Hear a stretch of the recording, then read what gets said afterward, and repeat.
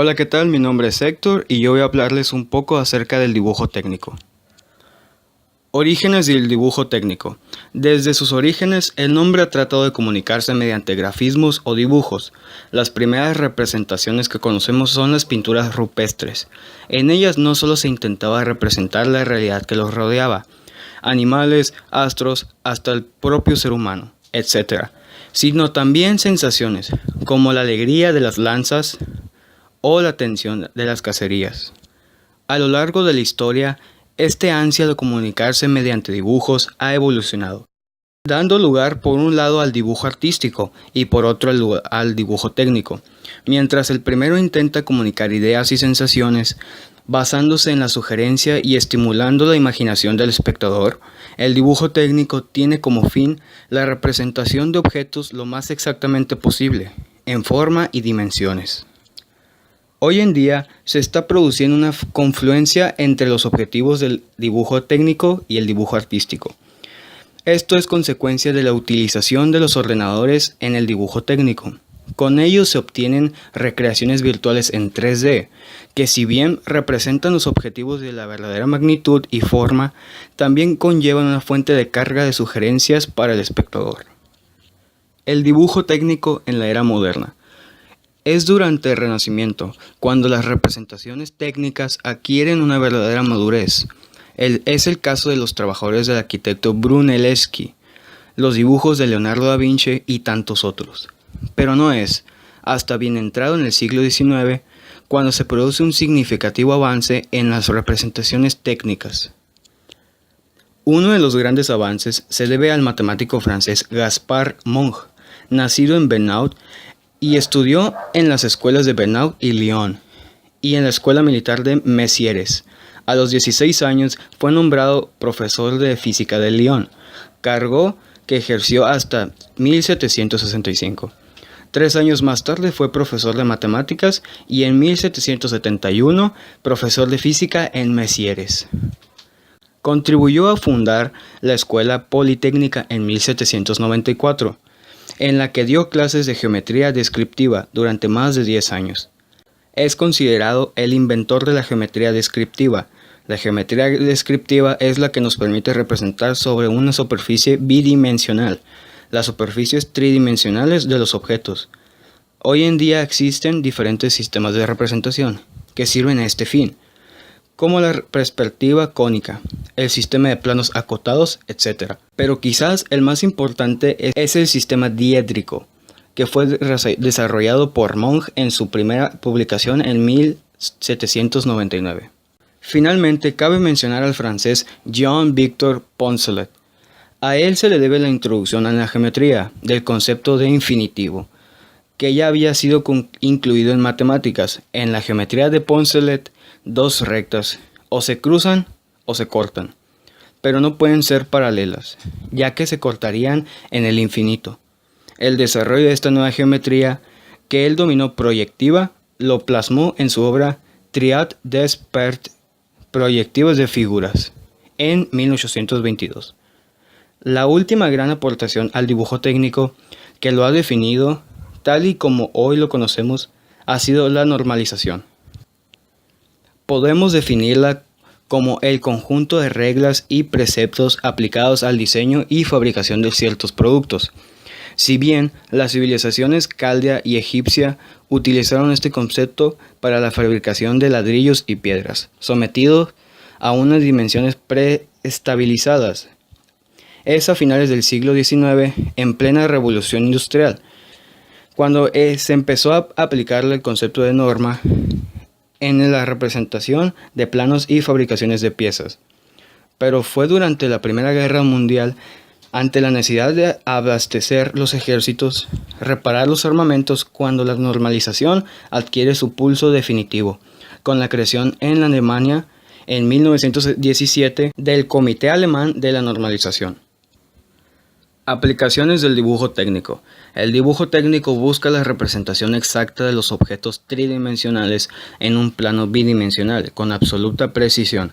Se divide según el campo de acción y aplicación del tipo de dibujo. Estos son algunos ejemplos de tipos de dibujo. Dibujo arquitectónico.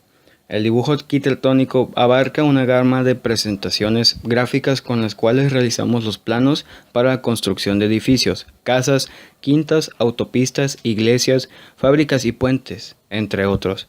Se dibuja con el proyecto con instrumentos precisos, con sus respectivos detalles, ajustes y correcciones, donde aparecen los planos de planta, fachadas, secciones, perspectivas, fundaciones, columnas, detalles y otros.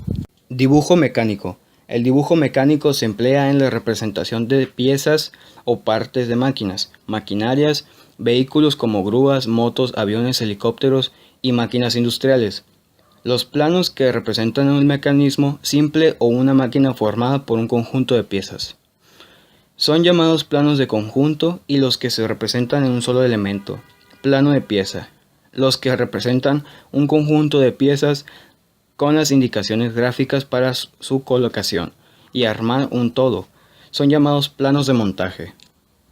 Dibujo eléctrico.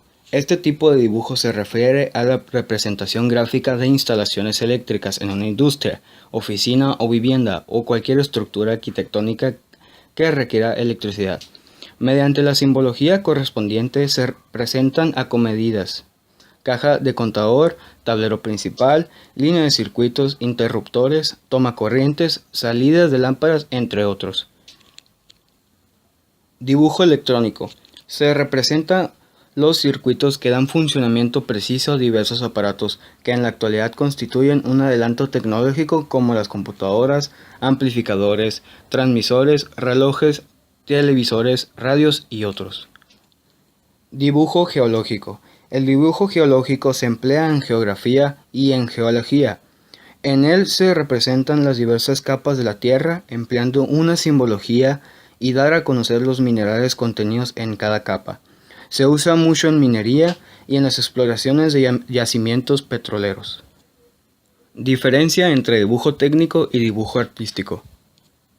El dibujo técnico es la representación gráfica de un objeto o una idea práctica. Esta representación se guía por normas fijas y preestablecidas para poder describir la forma exacta y clara, dimensiones, formas, características y la construcción de lo que se quiere reproducir. Para realizar el dibujo técnico se requiere de instrumentos de precisión. Cuando no utilizamos estos instrumentos se llama dibujo a mano alzada o croquis. Concepto de dibujo artístico. Es la representación de un objeto por medio de líneas que limitan sus formas y contornos. Se trata de una abstracción de nuestro espíritu que permite fijar la apariencia de la forma. Puesto que el ojo humano solo percibe masas coloreadas de diversa intensidad luminosa, el dibujo es el arte de representar gráficamente sobre una superficie plana de 2 dimensiones, objeto que por lo regular tienen 3. También debemos tomar en cuenta que el dibujo es la base de toda creación plástica, y es un medio arbitrario y convencional para expresar la forma de un objeto por la línea, un trazo y juegos de sombras y luz. Lo que caracteriza al dibujo es la limitación de las formas mediante líneas. Esto lo diferencia de la pintura, en la cual la estructura de los planos se logra mediante masas coloreadas. El dibujo es un elemento abstraído del complejo pictórico, que en virtud de su fuerza expresiva se convierte en un arte independiente. Estos son algunos ejemplos de dibujo a mano alzada. El dibujo a mano alzada es la creación de formas o imágenes creadas solamente hechas por lápiz, sin ayuda de ningún otro instrumento. Los dibujos hechos en computadora son creaciones de formas, imágenes o incluso figuras. Estos son varios instrumentos que se utilizan en el dibujo técnico.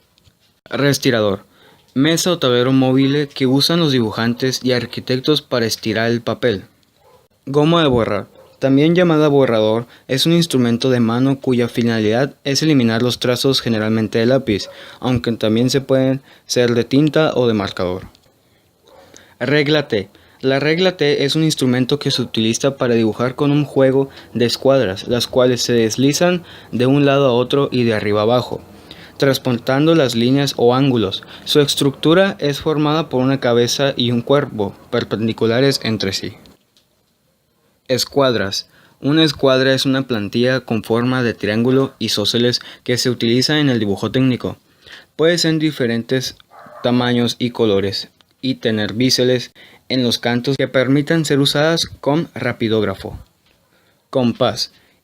Instrumento formado por dos brazos articulados que sirve para trazar curvas regulares y tomar distancias. Lápices de dibujo. El lápiz es un instrumento de escritura o dibujo que presenta una barra de grafito encerrada en un cilindro de madera u otro material. De esta manera, es posible tomar el cilindro con la mano y desplazar la punta de grafito sobre un papel u otra superficie similar para que deje marcados los trazos y escribir o dibujar. Esto ha sido todo. Espero que te hayas informado un poco acerca de este tema. Gracias por ver el video.